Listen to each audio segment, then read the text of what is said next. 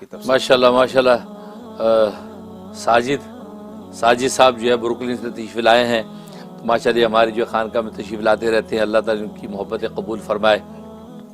تو سوال انہوں کیا کہ قرآن کریم کی جو تلاوت جو گھر میں لگا لیتے ہیں ہم آڈیو وغیرہ کے اندر کمپیوٹر پہ، تو کیا یہ بہتر ہے یا نہیں؟ تو پہلی بات ہے کہ قرآن کریم کی زبان سے تلاوت کرنا ظاہر کہ اس کا ایک بہت بڑا جو ثواب ہے، ہر حرف کے اوپر جو 10 نیکیاں ملتی ہیں، یا فی روایتین ہر حرف پر جو ہے 30 نیکیاں ملتی ہیں، تو ایک بہت بڑا اجر ہے۔ لیکن قرآن کریم سننا جو ہے یہ خود بھی اجر سے خالی نہیں، اس کا بھی اجر ہے۔ بعض اوقات سننے کا اجر پڑھنے سے بڑھ جاتا ہے۔ امام غزالی رحمۃ اللہ علیہ فرماتے ہیں بعض دفعہ سننے کا اجر پڑھنے سے بڑھ جاتا ہے۔ کیوں؟ اس لیے کہ اصل میں اجر کا تعلق خشوع و خضوع کے ساتھ ہے، اخلاص کامل کے ساتھ ہے، کہ بس وقت انسان جب پڑھتا ہے تو پڑھنے میں انسان اس کی تجوید، الفاظ کی ادائیگی، الفاظ کو دیکھنا، اس پہ اس کی توجہ دھیان رہتا ہے، وہ خاص ایک خشوع و خضوع، ایک خاص جو تعلق مع اللہ محسوس نہیں ہوتا، انسان اس کی درستگی کو سامنے رکھتا ہے۔ لیکن سننے میں یہ ہوتا ہے کہ انسان نے لگا لیا اور آنکھ بند کر کے سن رہا ہے، تو دل کی گہرائیوں کے ساتھ سن رہا ہے اور خدا کی انعامات کا تصور کر رہا ہے، تو وہ خشوع و خضوع اور اخلاص کامل کی ایسی کیفیت ہوتی ہے اس وقت کہ جو پڑھنے کے وقت نہیں ہوتی۔ تو فرماتے اس وقت یہ سننا جو پڑھنے سے افضل ہو جاتا ہے۔ تبھی نبی کریم صلی اللہ علیہ وسلم بھی کبھی سننے کا بھی ذوق فرماتے تھے۔ چاہے عبداللہ ابن مسعود رضی اللہ تعالیٰ کو فرمایا کہ ابن مسعود ادھر آؤ، مجھے قرآن سناؤ۔ کہتے یا رسول اللہ آپ پر تو قرآن اترا، میں آپ کو قرآن سناؤں؟ تو آپ نے تو ہمیں سنایا۔ کہتا نہیں، آج میرا سننے کو جی چاہ رہا ہے، پڑھتا تو میں ہوں، آج سننے کو جی تو سنا۔ چنانچہ وہ انہوں قرآن سنایا اور سن رہے ہیں۔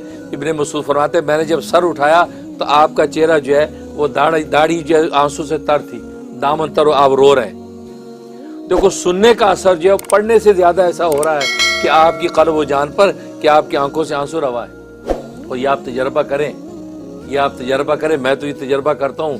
آپ جی آج کل تو میڈیا کا دور ہے، آپ قرآن کریم لگا لیں آنکھ کان میں اور جی آنکھیں بند کر کے اور قرآن کو سنیں، لیٹ کے سنیں یا بیٹھ کے سنیں توجہ سے، آپ دیکھیں کہ قرآن آپ کے دل پہ کیسے چوٹ لگاتا ہے۔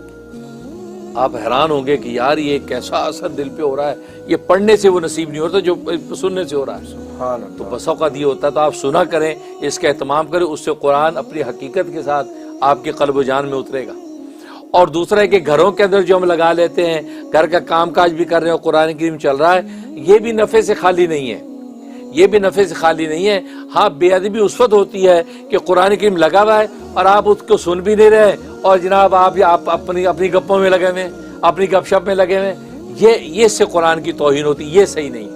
لیکن ایک یہ ہے کہ خاتون نے کچن میں لگا لیا اور اپنی ہنڈیاں پکا رہی ہے، کھانا بنا رہی ہے، پیاز کاٹ رہی ہے، قرآن اس کے قلب و جان میں اتر رہا ہے، یہ اجر سے خالی نہیں ہے، اس کا بہت بڑا نفع، اس کا اہتمام کرنا چاہیے۔